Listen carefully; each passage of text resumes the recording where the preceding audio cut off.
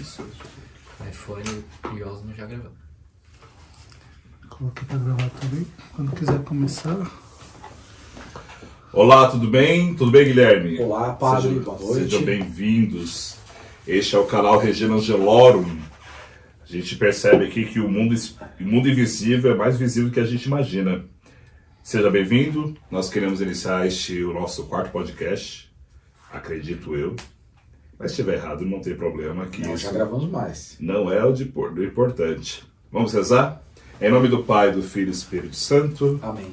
Ó Mãe Santíssima, Virgem Maria, Senhora do Rosário, interceda por nós, para que tudo que possamos fazer sob a tutela da vossa poderosa intercessão, e assim possamos alcançar o reino dos céus. O Senhor seja convosco. Ele está no meio de nós. Bendição da bem-aventurada Virgem Maria, abençoe-vos o Deus Todo-Poderoso, Pai, Filho e Espírito Santo. Amém. Amém. Olha, para quem nos acompanha, nós geralmente fazemos o seguinte planejamento. Temos uma ideia inicial e dessa ideia inicial deixamos fluir, né? Se bem que eu já estou percebendo que preciso me dedicar mais aos temas, porque começa a exigir bastante. Na última vez que a gente estava se encontrando, conversamos, o Guilherme falou de um relato, como podemos descrever. Enfim, eu vou pedir para ele relatar. Eu acredito que não é expor tanto a vida dele, porque afinal das coisas foi livre. E a partir daí a gente vai desenvolver o raciocínio de hoje. Eu não contei aqui no nosso bate-papo. Mas eu peço que você conte. Num outro momento. O que acontece é o seguinte, no ano de 1997, 5 de novembro de 1997, meu pai faleceu de um câncer muito sério, que do dia que descobriu até o dia que ele faleceu, durou 4 meses aí. O câncer comeu meu pai em 4 meses. 4 longos, eternos meses. Que hoje eu agradeço muito a Deus por ter sido breve, porque a gente tem testemunhos aí de pessoas que ficam anos sofrendo e agonizando. Mas o que acontece? Meu pai, ele era músico de formação também, tocava piano de todos os estilos que você imaginar, desde o clássico até o mais contemporâneo, popular. E nós crescemos vendo meu pai tocar piano, e havia um piano na nossa casa. E no dia do enterro, meu pai foi enterrado pela manhã do dia 6 de novembro, e aí terminado os funerais, nós voltamos, nos pedimos dos nossos parentes e tal. Guilherme, se te interrompendo, o seu microfone tá bom aí mesmo, a distância? Tá? Continua. Fomos até a casa de um tio para comer, e depois voltamos eu, minha mãe, minhas 2 irmãs, que você conhece, a Ivete, Renata e Mariana, voltamos para nossa casa. Você tem quantos anos? Eu tenho 41. Não, cabeção. Na época? Eu tinha 17. 17 anos. É que aí o tempo, você tinha quantos anos, não você tem quantos anos, tá? Não, quando eu falo eu tenho quantos anos, eu estou presente na sua narrativa. Tá? Entendi, eu tenho 17 anos então naquele dia. E aí o que aconteceu? Peraí, só que o microfone tá caindo aqui. Foi só você perguntar dele que ele deu sinal de vida. Mas o que aconteceu? Chegamos em casa, tomamos banho, nossa casa era um sobrado, o quarto da minha mãe Aquela casa ali. Aquela casa que você conheceu, exatamente aquela casa, aquela escada inclusive. O piano ficava localizado ao lado daquela escada.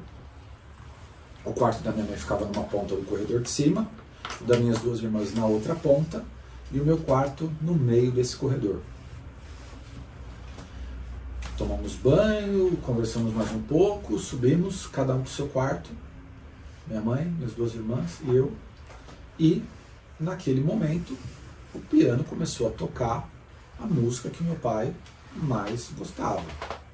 E assim, você me conhece, eu tenho os meus problemas, mas eu não sou tão assim fora da realidade, sou muito cético para algumas coisas, mas eu costumo dizer, tocou, eu escutei, minhas 2 irmãs escutaram, a minha mãe escutou, cada um no seu quarto. Aquilo de uma certa forma nos emocionou, mas também nos assustou. A minha mãe sai do quarto dela, minhas 2 irmãs saem do quarto delas, eu saio do quarto. A gente se junta todo mundo no corredor, minhas irmãs chorando, minha mãe também bastante emocionada. E aí a gente foi até a beira da escada e a música continuava tocando. E aí eu, o único homem naquela situação... 17 anos, e com 17 anos sem nenhum uso de entorpecente, alucinógeno, nada, né? Nada. Nem eu, nem minhas irmãs, nem minha mãe. Imagina, a Dona Ivete, nem chazinho ela tomava. E aí, aquilo durou alguns segundos. Eu desci a escada. Quando eu cheguei no último degrau lá de baixo, que dava para eu ver claramente o piano, a gaveta, né? A tampa, a tampa das teclas abaixada normalmente e tal. A música parou. E aí eu acendi a luz, estava tudo escuro, eu acendi a luz, abri o piano, aí eu toquei ali, né? Aí minhas irmãs desceram, minha mãe desceu. Hoje nós sabemos que existem pianos que tem uma automatização que Sim, ele toca. A gente está falando de 1997. Não, é piano... Piano tradicional... Antigo. Sim. Não era um instrumento digital, era um piano mesmo. Você lembra o horário? Sim, isso era por volta de umas 10h15 da noite no máximo. Era a primeira noite com a ausência da partida do seu pai. Meu pai tinha falecido faziam 24 horas ali. Uhum. Ele faleceu à noite, nós cuidamos dos preparativos para o funeral durante a madrugada. O corpo chegou no cemitério de Congonhas logo cedinho. E aí fizemos o enterro ao final da manhã. E depois... Como dorme depois disso? Então, é engraçado porque assim, tinham dois fenômenos ali.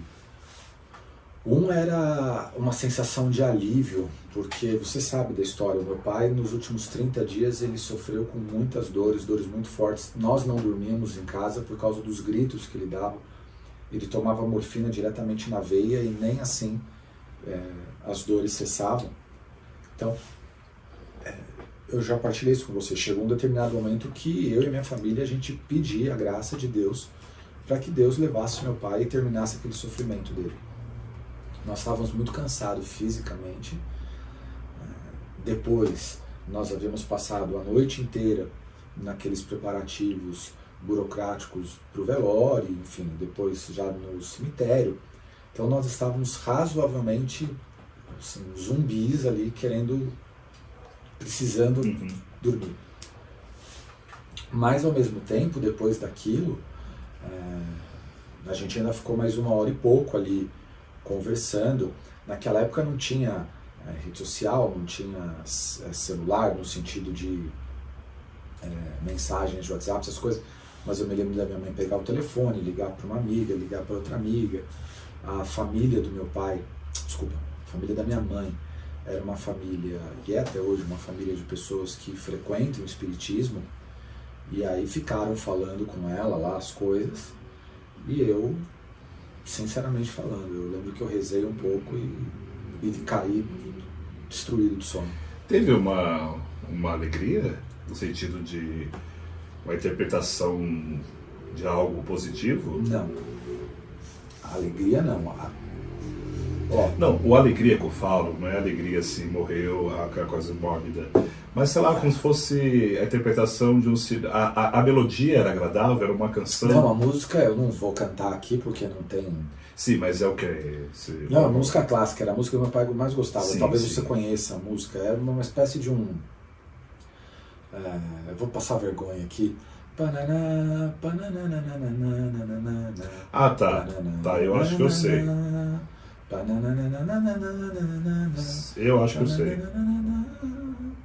Se você editar isso, inclusive, né, e espalhar nos grupos. Mas era essa música.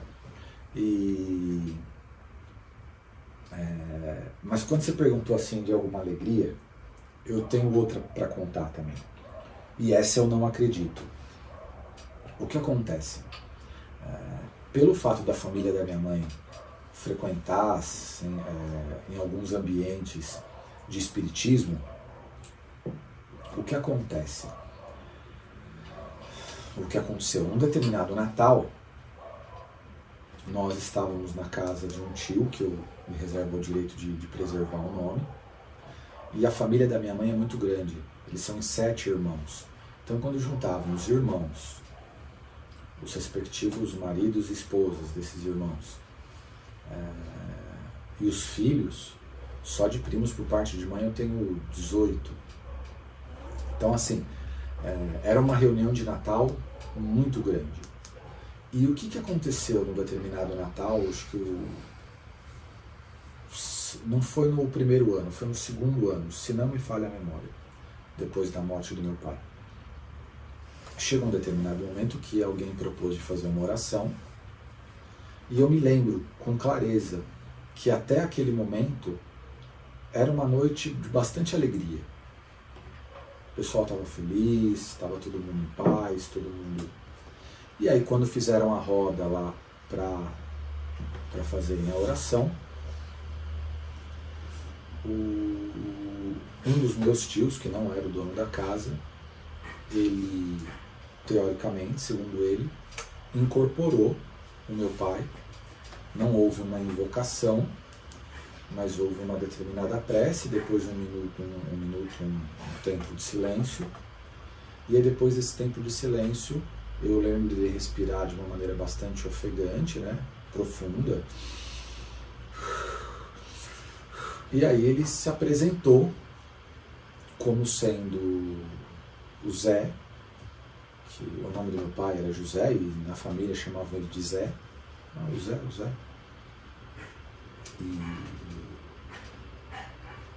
E eu lembro que ele só falou amenidades, do tipo, eu vim trazer a luz, não, eu não estou falando textualmente, tá? Mas nesse sentido. Sim.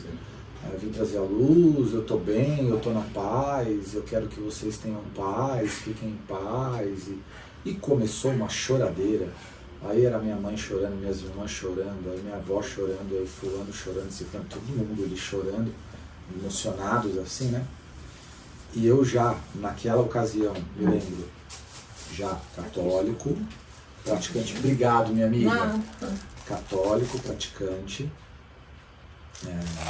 Ia perguntar, se já tinha uma caminhada. Sim.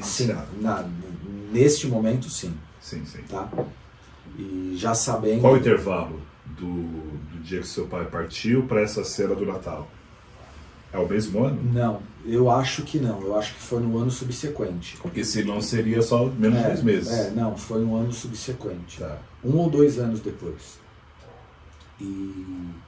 Só que aí eu já tinha inclusive lendo algumas coisas, já sabia da incompatibilidade do espiritismo com o catolicismo, e naquele momento eu já fiquei incomodado, e um sinal claro para mim de que aquilo não era algo segundo a vontade de Deus, foi que depois daquele momento, a noite de Natal acabou. Um clima triste, aquilo que era alegre, aquilo que era festa, depois virou saudade, um chorando num canto, o outro chorando no outro. Mudou, o clima mudou.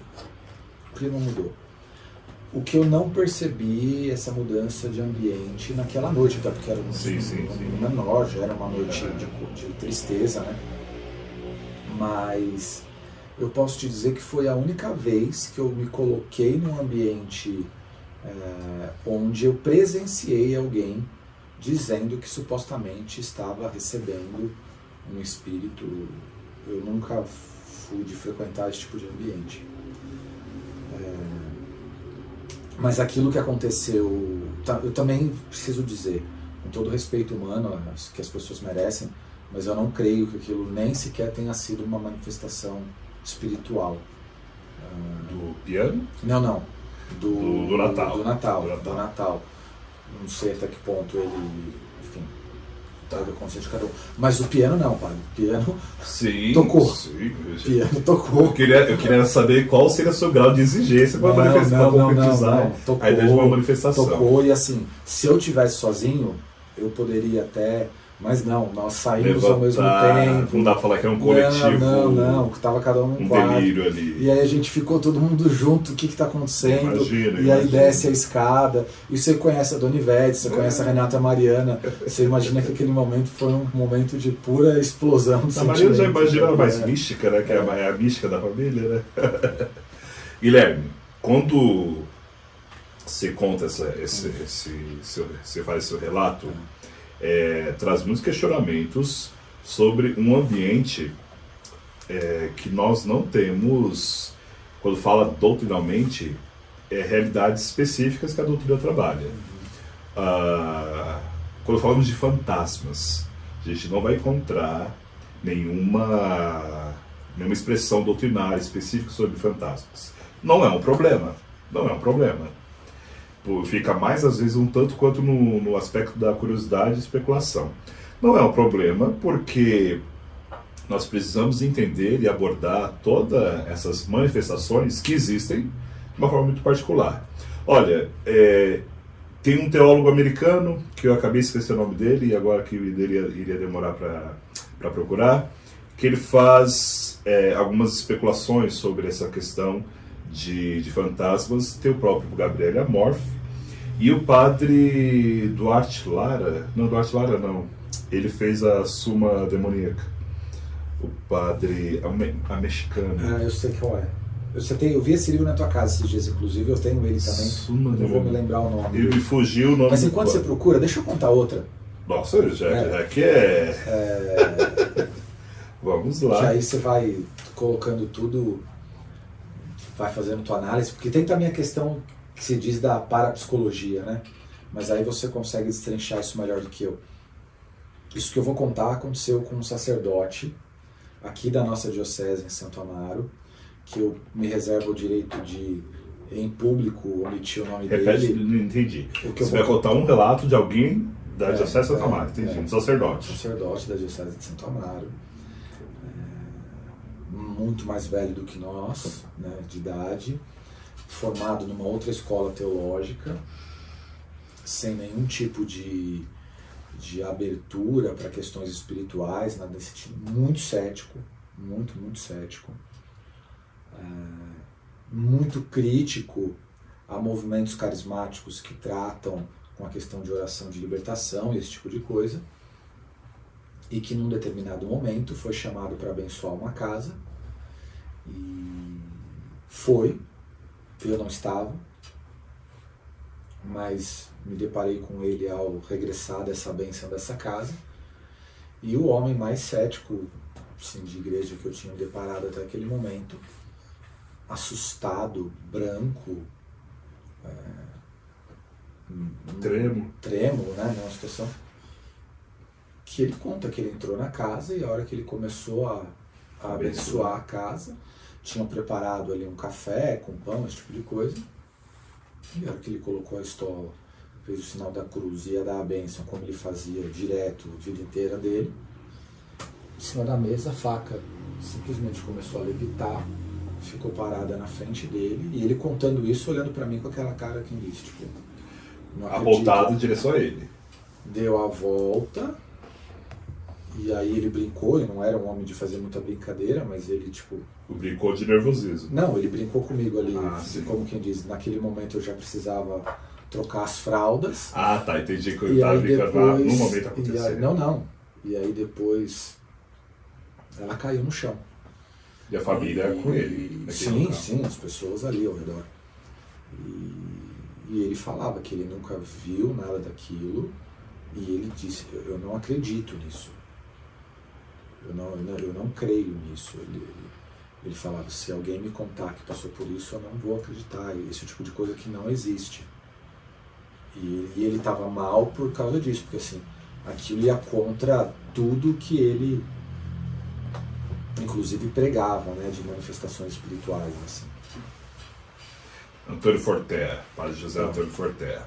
Então vamos fazer o seguinte, vou começar aqui com um trecho de Deuteronômio, deve conhecer, Deuteronômio 18. Quando entrares na terra que Yahvé teu Deus te dará, não aprendas a imitar as abominações daquelas nações. Que em teu meio não se encontre alguém que queime seu filho ou sua filha, nem que faça presságio, oráculo, adivinhação, magia, ou que pratique encantamentos, que interrogue espíritos ou adivinhos, ou ainda que invoque os mortos, pois quem pratica essas coisas é abominável ao Senhor, e é por causa dessas abominações que o Senhor teu Deus as desalojará em teu favor. É interessante que a Sagrada Escritura, ela condena explicitamente a invocação aos mortos, mas ela não diz que é impossível. É algo que a gente precisa ter clareza. Abomina a prática, porque já existia, não vou abominar algo que nunca existiu, né? Ou que não exista a possibilidade. Abomina essa prática, porém não diz que é impossível. E depois de ter outros relatos, quando Samuel faz consulta à necromancia, né? Consulta aos mortos. Então aqui é o que a gente vai trazer aqui. Na especulação de alguns exorcistas, e quando fala especulação, não é uma especulação barata, é isso que você está dizendo sobre esse sacerdote, é a experiência que eles tiveram. E também, se a gente olhar muitas experiências dos santos da igreja, quando nós estávamos no seminário, você me emprestou, acho que aquela melhor biografia, né, de Dom Bosco, e eu vou falar, mas eu só li aquele período, não voltei mais à biografia de Dom Bosco. Você deve recordar de um propósito que ele tinha feito com um amigo dele, de quem morresse primeiro alcançaria o céu. Se você se recordar, traz essa cena. Mas nós temos na história da igreja santos que tiveram experiência com almas. Então, o que é que nós vamos trazer? Aqui já o padre Gabriel Amor, falecido, grande exorcista, ele falava. Ele falava que não acreditava em fantasmas como seres zombeteiros, de uma forma muito vaga, como tem presente no paganismo. Ele fala que só existe o homem, criação divina, ser corpóreo e espiritual, anjos e demônios. Qualquer manifestação que venha e que suscite temor, pânico ou desestabilize emocionalmente e espiritualmente, não provém de Deus. Não provém de Deus. Se não provém de Deus, como manifestação maligna, que pode ser terceirizada nesse âmbito do mundo espiritual. E aí eu vou explicar toda a expressão de ser terceirizado. Algumas missões, por exemplo, a Santa Margarida, Maria de Alacoque, a Beata Ana Catalina e Santa Faustina Kowalska dão testemunhos que recebiam visitas de almas do purgatório. Então, quando a gente fala desse aspecto, nós não vamos encontrar nenhuma doutrina direcionada, fechada, específica no catecismo. Deixa eu só fazer uma observação. Fique à vontade. Eu acho importante aqui a gente destacar, para quem está acompanhando, duas coisas. A palavra de Deus, ela é taxativa no que se refere a invocar. Então, assim, eu não devo invocar uma alma do purgatório, por assim dizer. Mas, se eventualmente, por desígnio de Deus, como aconteceu na história da igreja com esses santos, Deus conceder a visita, a pessoa pode ficar em paz enquanto a isso, né? É uma iniciativa divina, certo. Não é uma evocação, certo. Né?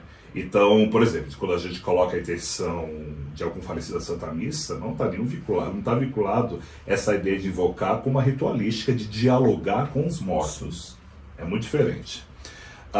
Pois bem, o padre Antônio Fortea, ele fala assim, então, não é uma coisa, não é unanimidade esses assuntos. E nós estamos falando de especulações. Mas nessas especulações que não afetam a nossa fé e não vão contra a revelação, a doutrina da Sagrada Escritura. Porque tudo isso que nós falamos sempre está em comunhão, consonância à Sagrada Escritura, à tradição apostólica. Temos intervenções, manifestações dos anjos, já sabemos. Uma questão bem mais desde a Sagrada Escritura, até, por exemplo, o anjo de Portugal, que antecedeu as aparições da Virgem de Fátima, ou até manifestações particulares de pessoas que tiveram a graça de dialogar e visualizar seu anjo da guarda. E também já manifestações malignas, presenças do maligno, né, de seres impuros que atormentam, ameaçam ou ironizam e debocham por si só.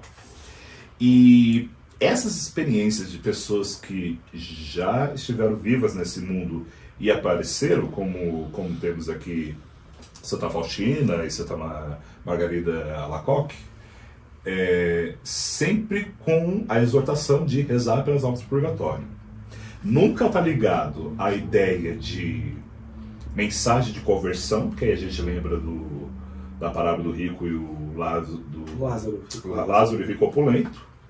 E também nunca com dimensão, vou usar uma palavra aqui, mas não seria essa palavra, como contato interdimensional dos vivos com os mortos. Fofocando o que tem do lado de lá. Literalmente. Mas se a gente lembrar no Evangelho de João, quando Lázaro morre, mande notícias do mundo de lá e diz quem fica, né? Lembrou do Evangelho de São João, nosso Senhor fala, quem crê em mim, desde que seja morto, viverá. E todo aquele que crê em mim não morrerá jamais. Numa única frase, nosso Senhor consegue trazer morte e vida, ou seja, há o encerramento da peregrinação terrestre, da nossa existência biológica, mas a alma existe.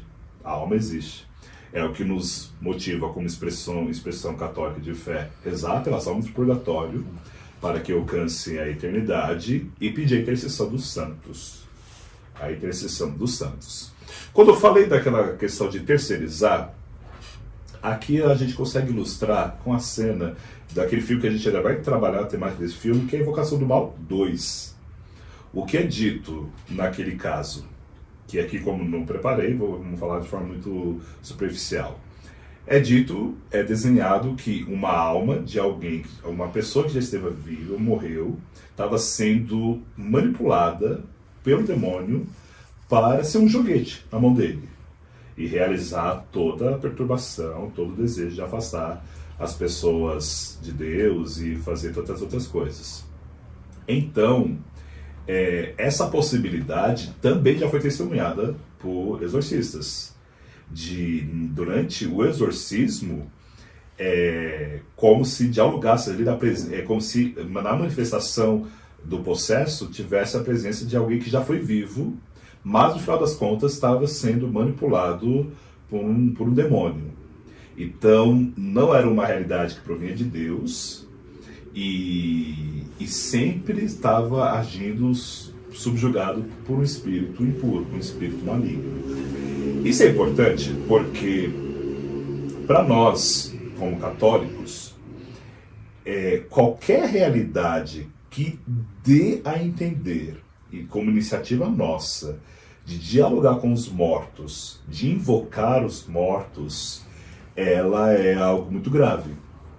Porque se a gente acredita no mundo espiritual, e eu tenho um bordão que eu utilizo, acreditamos e usamos um bordão que é mais visível do que podemos imaginar, vamos dizer que existe o submundo espiritual, né? Das realidades que se opõem a Deus e que estão agindo e agindo de forma constante nesse mundo. E aí entra no aspecto que eu acho que você acabou trazendo da sua família, que é, muitas vezes essas realidades atingem o emocional, o lúdico afetivo, né? A pessoa lembra dos momentos aí e vem, se manifesta, fala de forma genérica, tá tudo bem, continue, estou no caminho de luz. E também é aquela ideia assim, que daí que se confunde no Brasil, um país multicultural, algumas posições de pessoas que se dizem católicas, mas frequentam ou participam de realidades que não fazem parte da nossa expressão de fé católica. Eles estão no erro, estão na ignorância, ora pela sensibilidade daquele momento, por exemplo, alguém que perdeu um ente querido, no seu caso, seu pai, no caso da sua família, o marido da sua mãe, e, nossa, se alguém já chegar persuadindo, falando, a gente consegue comunicar, é bem mais fácil alguém fragilizado, não é uma justificativa, mas é possível, e também é uma maneira de fugir do lidar com aquele luto, né? de fugir da responsabilidade humana dos que continuam, que a gente tem que trabalhar essa realidade. O luto é algo muito particular e as pessoas têm seus modos e tempo de lidar com eles. Mas nunca vai ser uma justificativa de você negligenciar a sua fé, porque é uma negligência de fé você querer invocar os mortos ou de alguma maneira tentar dialogá-los. Uma coisa é você fazer sua oração particular, falando da pessoa que você é muito querida. E assim, às vezes você não é aquela canonização pública, não, mas é da sua particularidade de falar, nossa, aquela pessoa deu um testemunho que eu creio que está no céu. Eu creio que está no céu. Eu não preciso de nenhuma formalização, e nunca vai ter, porque a pessoa nem era famosa, mas aquela pessoa eu creio que está no céu. E eu posso falar, olha, interceda aí por nós, interceda aqui pela casa, pela vida, mas assim, a sua oração particular. Nunca uma manifestação pública e tampouco uma tentativa de invocar para dialogá-los. Para dialogar, né? Dialogá-los já imagine um plural. Eu tenho uma experiência recente deste ano. Eu perdi uma pessoa que me ajudou muito quando eu era diácono na paróquia que eu estava trabalhando como diácono, uma mulher que exalava um coração muito bom, muito temente a Deus. Tinha suas imperfeições, mas é uma pessoa que ainda mais foi um câncer que praticamente quase uma década, entre altos e baixos, e um momento final bem mais delicado. O dia que eu morrer, você vai pedir uma intercessão, irmão? Ah, Guilherme, você vai ter que Você vai trazer rezar pela minha sinais mínimos de virtudes que deem valia por isso. Mas eu vou pedir o seu silêncio, tá? Não você pode ter algumas delações do mundo espiritual que são perigosas. Mas depois que ela partiu, vou falar o nome dela, Cirlei. Depois que a Cirlei partiu, eu tive um mês depois, eu tive um sonho com a Cirlei. É que o sonho a gente está no campo do natural. Sim. Do natural, não tem nada de extraordinário. E neste sonho eu falava com ela falava comigo, eu tinha consciência que ela tinha partido, e a gente dialogava numa naturalidade, numa tranquilidade, e ela sabia que ela também tinha partido. E a gente conversava, sonho daquele sentido, que você não sabe de onde começa nem como termina. Mas era um sonho que foi um diálogo que me trouxe paz. Eu acordei muito bem lembrando dela, e com uma serenidade. Eu vejo assim também, até mesmo como um mimo de Nosso Senhor, para trazer a paz e a certeza do céu, né?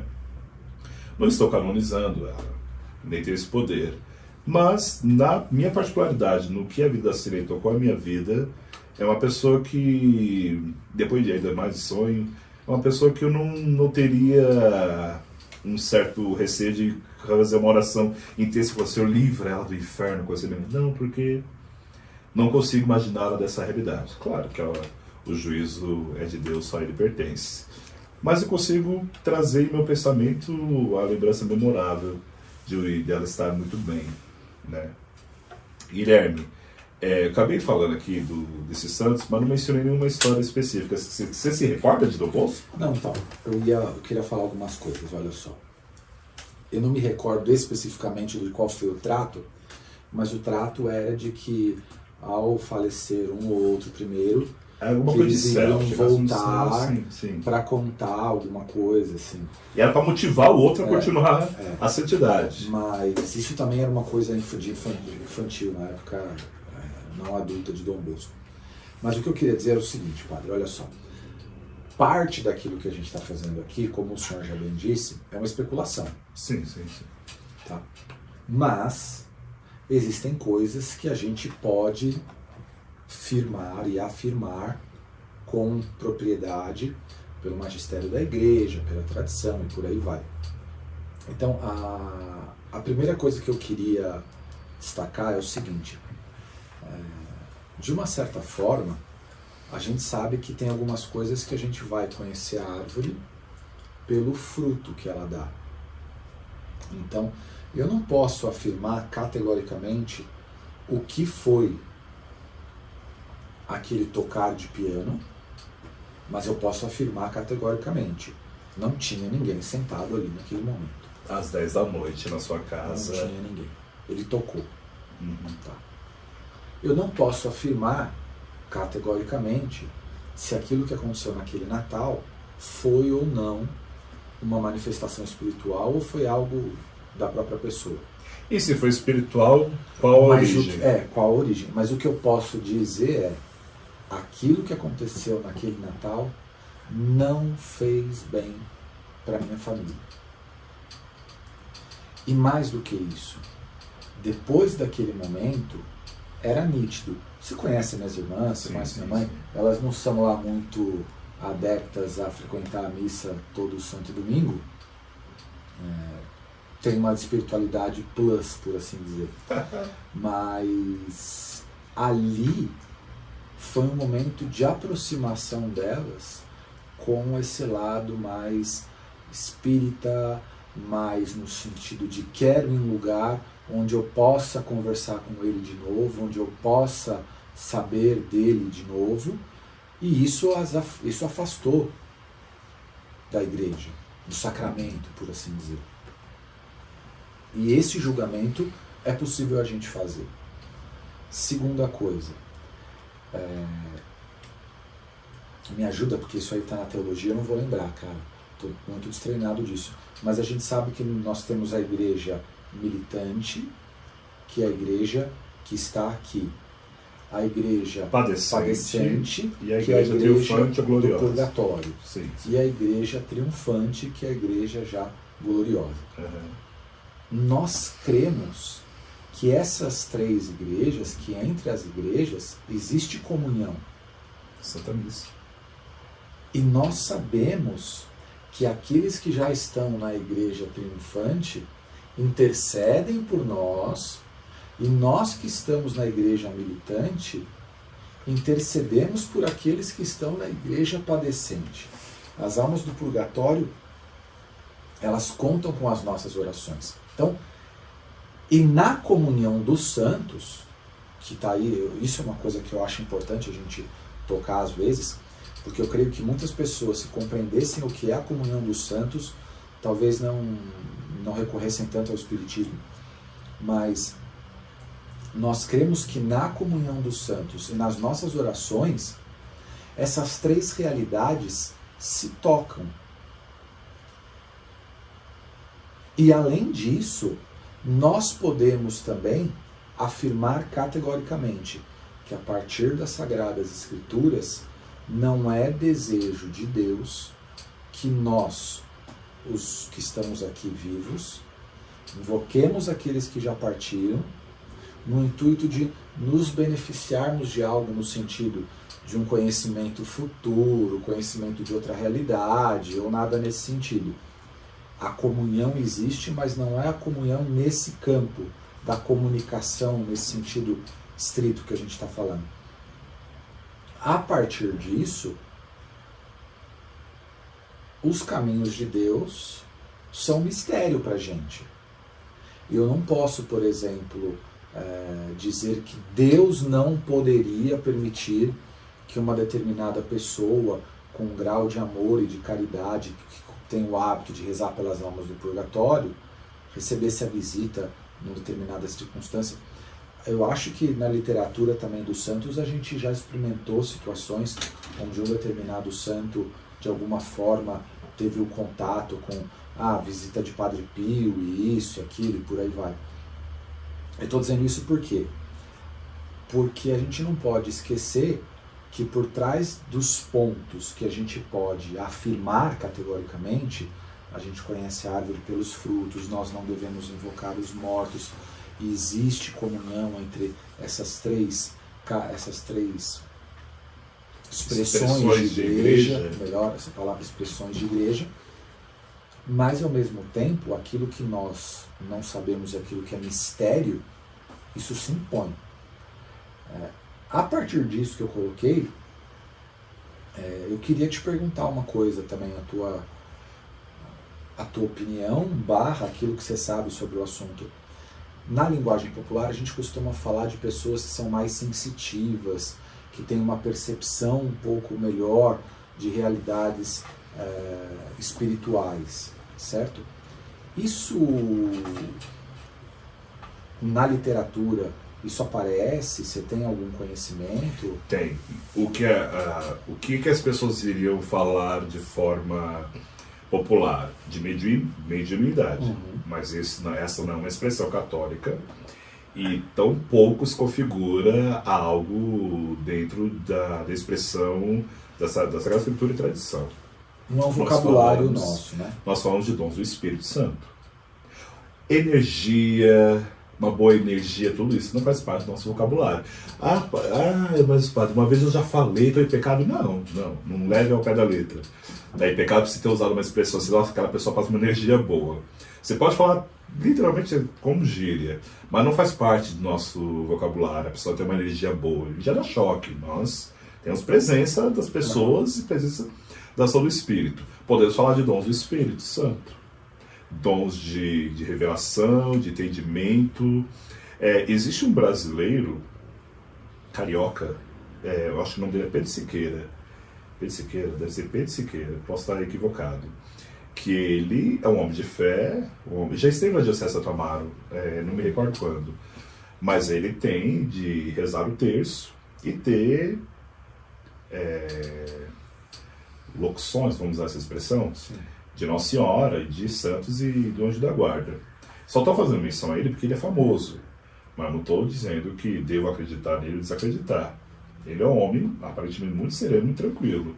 E eu já vi alguns vídeos dele no canal do YouTube, ele reza o terço, né? E sim, nós temos... É que agora essa sua pergunta eu não consigo trazer de forma específica e singular, que daria uma ilustração melhor.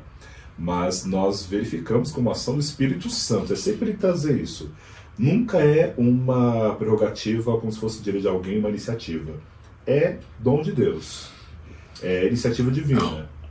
Da mesma maneira que temos os santos que trazem as estigmas, as chagas de Nosso Senhor, e aí fala, é algo belo, mas é um fardo também para quem o tem, que é um fardo que o deixa mais íntimo ainda da expressão da glória, da paixão de nosso Senhor Jesus Cristo.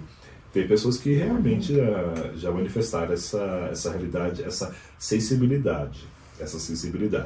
Se nós olharmos para o casal Warren, que nós vira e mexe, trazemos eles aqui no nosso bate-papo, a Lorraine se encaixa nesse espectro, nesse perfil, e eu não me recordo dela se identificar como médium, não. As pessoas podem dizer que ela é uma mulher, uma médium católica, até bizarra essa expressão, né? Mas ela, com a sua vivência de fé católica, sempre associou aos dons do Espírito, em que ela tinha visualizações e sensações. Mas olha, eu não tive a graça ou a aprovação de ter uma cena que se descreveu que o padre que foi abençoar a casa teve. Mas eu acho que eu já disse aqui, abençoar uma casa e você sentir mal, um mal-estar que lhe causa um desconforto espiritual, é visível. Eu já tive experiência. É nosso patrocinador aqui, irmão? Seria bom, hein? Não é nada extraordinário no sentido de uma energia, não é nada disso. Não houve nada extraordinário olhando, digamos, a olho nu. Mas que me senti mal, que fiquei em mal-estar muito grande após abençoar uma casa, após atender uma pessoa, rezar por alguém. Isso com certeza. Isso aí você também já deve ter experimentado. Com certeza. Agora, outra coisa que eu acho que é bacana a gente falar é o seguinte.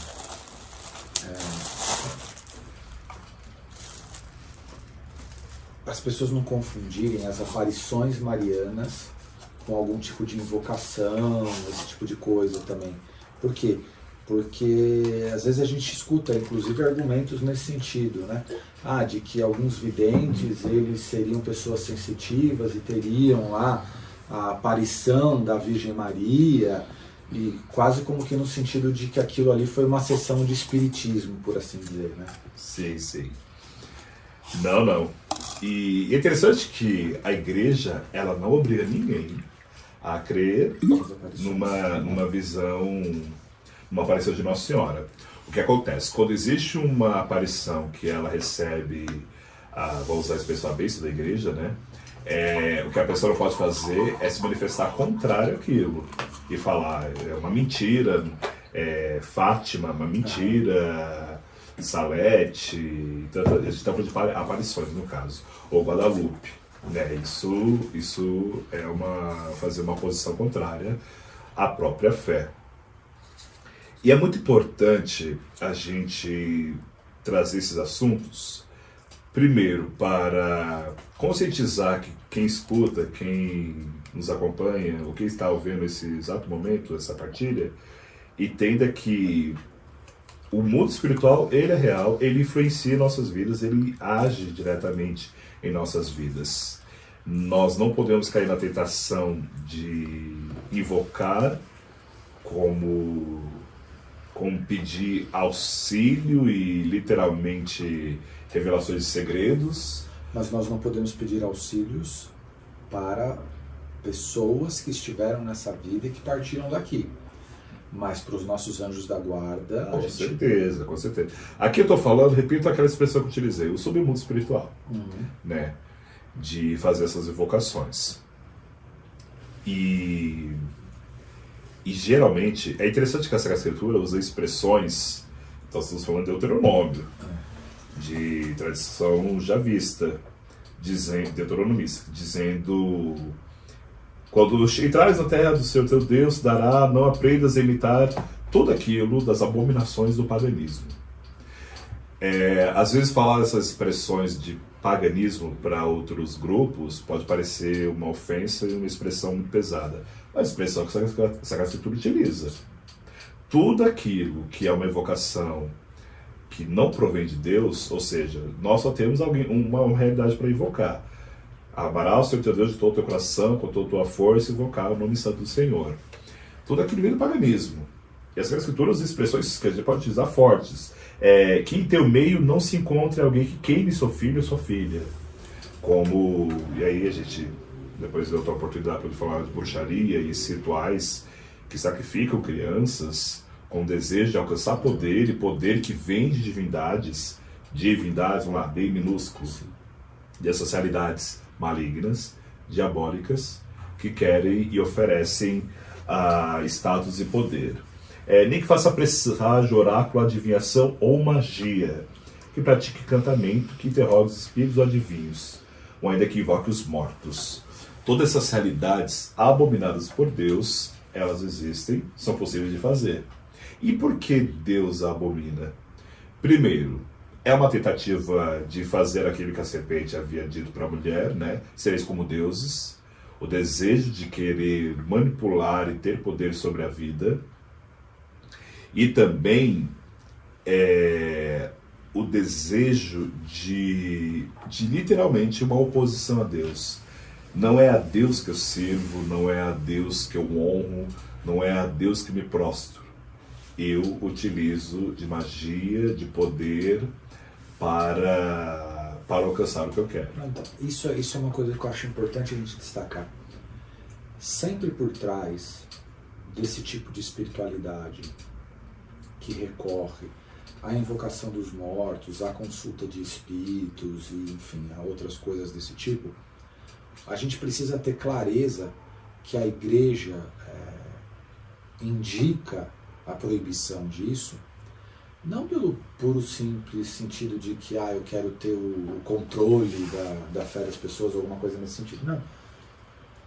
Veja, quando eu recorro à invocação de algo sobrenatural para fazer algum tipo de revelação ou de revelação, previsão de um futuro, de uma certa forma eu estou querendo controlar, administrar, na medida do possível interferir de alguma maneira naquilo que está por vir, e isso demonstra uma falta de abandono, uma falta de confiança na providência de Deus, uma falta de certeza de que quem cuida de mim é Deus e que aquilo que está à minha frente não está suscetível à manipulação de uma maneira espiritual, por assim dizer.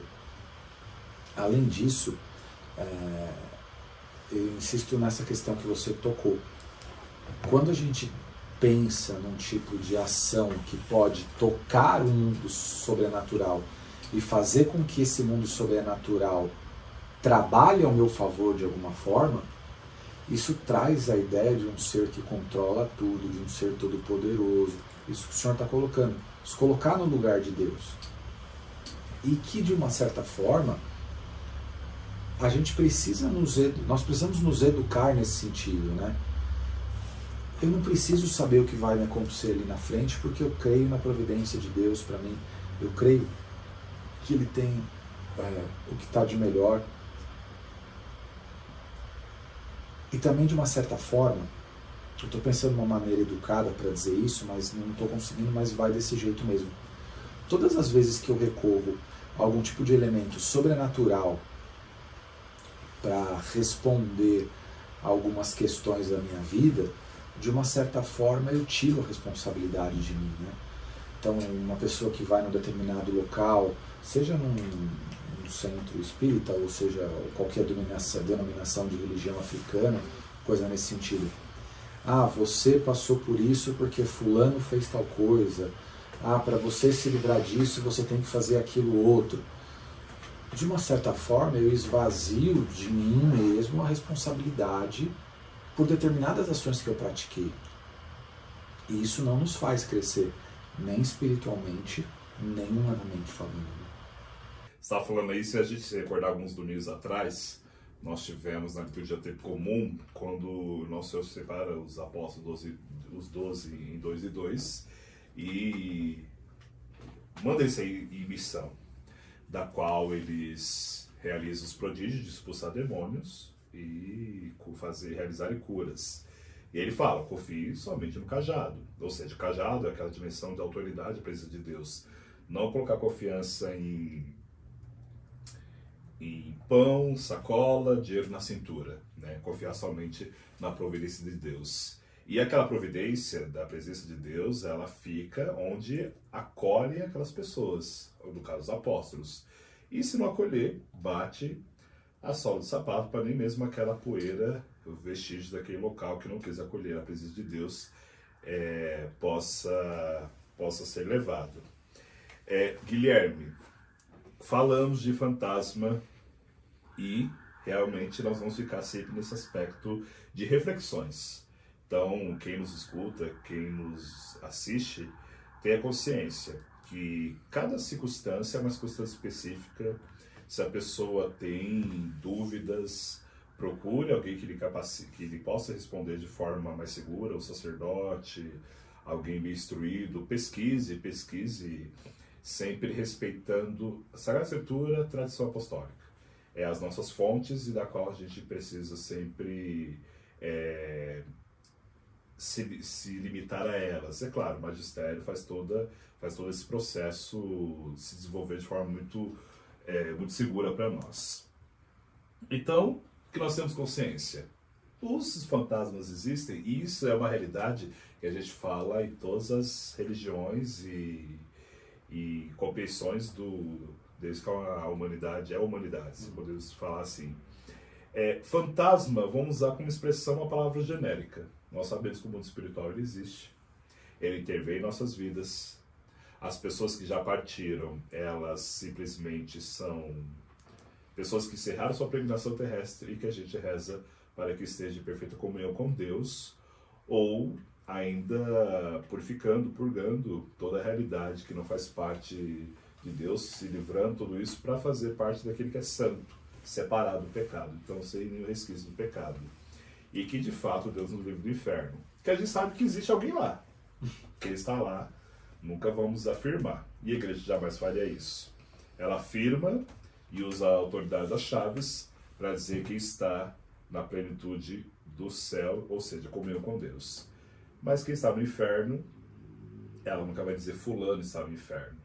Mas a gente sabe que existe caminhos para ir para lá, né? Inclusive, invocar os mortos e viver dessa realidade é um dos caminhos que faz a pessoa escorregar no tobogã. Ô, irmão, eu sei que a gente já está caminhando para o final aqui, Mas fique eu livre. queria te perguntar uma coisa. Vamos lá. A gente falava esses dias, não sei bem que contexto, da questão do ectoplasma e essas coisas Ixi. todas aí. Você O sabe essas ectoplasma. coisas mais do que eu. Vai lá. Não, se a gente, para tentar desenhar o ectoplasma, da sua época, que agora vai sair o Ghostbuster, o Geleia, o Geleia, né? O Geleia seria a espécie do ectoplasma. Certo. Aquele religioso que tinha uma revista, O Padre Quevedo? não, tinha uma revista semestral. Católico? Muito boa aquela revista, ele já faleceu. Esqueci. No seminário chegava lá na biblioteca. Uma vez ele abordou isso, desenvolveu muito bem. O que seria, vamos lá, tentar desenvolver o que é ectoplasma. Seria aqui, Guilherme, já vou falar de uma forma bem empobrecida, depois tem que parar e dedicar melhor a esse assunto. Seria a projeção, a materialização de uma projeção, de uma intenção. Prometo que eu vou dedicar melhor para a gente falar isso aqui. Vamos imaginar que a gente tira uma fotografia. E nessa fotografia apareça eu e você e alguém que... vou tomar liberdade, vou usar a imagem do seu pai. E aparece a imagem do seu pai. Aí você vai falar, nossa, mas é uma coisa sobrenatural. A ideia do ectoplasma é uma ideia de uma resposta científica para dizer que nós, o que pensamos, o que desejamos, ele tem uma realidade palpável. E que aquela foto condensou essa realidade. Eu estou aqui meio constrangido porque é um assunto bem mais técnico e eu estou tratando de uma forma muito rasa. A semelhança também de EQM, aquelas chamadas experiências quase morte. Você pode perceber que geralmente a descrição dessas pessoas é uma luz, alguém que já morreu, que ela gosta muito, falando, conversando, dialogando. A experiência científica, geralmente, é que o nosso cérebro, na sua grande capacidade, ele, visando que a pessoa, percebendo que a pessoa está numa situação em que pode vir a óbito, ele aumenta a sua projeção de adrenalina e faz o quê? Que a pessoa não venha a querer sofrer aquela situação. Então essa luz, esse imaginário intenso, essa coisa bem psicodélica, é a tentativa do cérebro não permite que a pessoa venha a sofrer e trazer resgate de imagens de pessoas que muito ama, que traria uma serenidade. Vamos lá, Imagina você, uma experiência intensa, que você fala, você vê o seu pai e tudo. Você está falando de alguém que você ama, que se amou, tem saudade, tem fé da ressurreição, tudo. Então seria uma forma do seu cérebro utilizar, né? Mas para dizer que essas experiências têm um fundamento, acredite-se que tem um fundamento científico. Olha, depois vamos dedicar melhor a esse assunto, mas é possível sim dar algumas respostas que aqui eu não estou afetando, não estou fazendo oposição a milagres, a ações extraordinárias do mundo espiritual. Estou dizendo que há sim realidades em que as pessoas conseguem captar presença.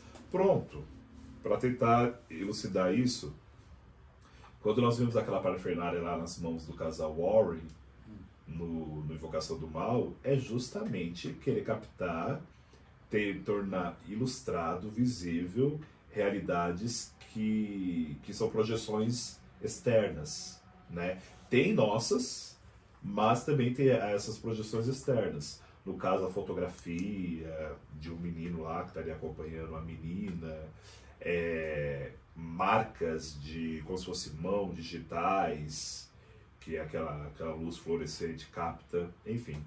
Se alguém pegou essa fase, esse corte aqui sobre ectoplasma, ter um pouco da ideia. Mas eu prometo que eu vou me dedicar e vou falar melhor para você. Não, tá jóia. É Bittencourt, alguma coisa, aquele bispo que tinha uma revista. Dom Estevão Bittencourt. Isso. Então, vou procurar. Ele tem um artigo perfeito sobre isso. Muito tempo já. Eu tenho boa parte do material dele em casa. É capaz de você ter Eu vou dar uma pesquisada. Esse material tem Sim. em internet? Sim. eu Tem preciso. internet, mas naquelas épocas a revista dele era física, né? Não, Durante sim, muito não, tempo. eu tô lembrando da biblioteca. Mas será que tem alguém digitalizou esse processo? Ou é só- Sim, você consegue comprar isso também.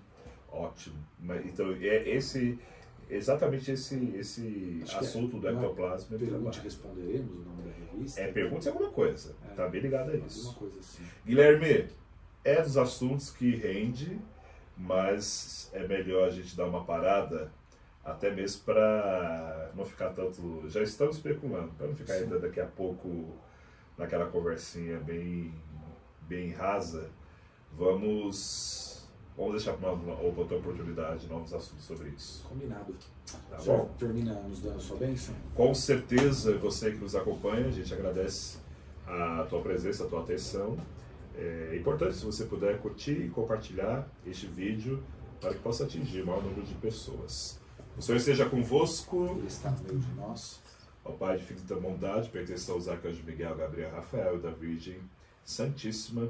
Abençoe-vos o Deus Todo-Poderoso, Pai, Filho e Espírito Santo. Amém. Amém. 10h30, gente. Já vou estar dormindo.